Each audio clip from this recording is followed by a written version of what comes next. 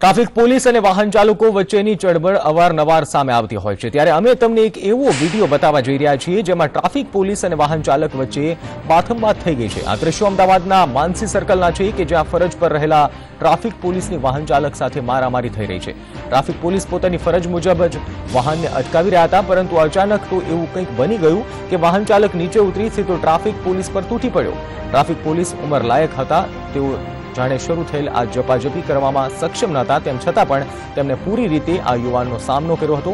જોતજોતામાં અનેક વાહન ચાલકો એકઠા થઈ ગયા અને ટીઆરબી જવાન અને અન્ય એક ટ્રાફિક પોલીસ પણ દોડી આવી આ લડાઈ અટકાવી હતી।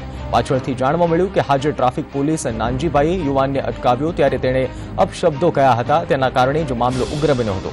પરંતુ અહીં સવાલ એ થાય છે કે ફરજ પરના ટ્રાફિક પોલીસ સાથેની જનતાની આ પ્રકારની વર્તણૂક અને ખાખી વર્દીમાં ટ્રાફિક પોલીસની આ પ્રકારની મારામારી કેટલી યોગ્ય છે।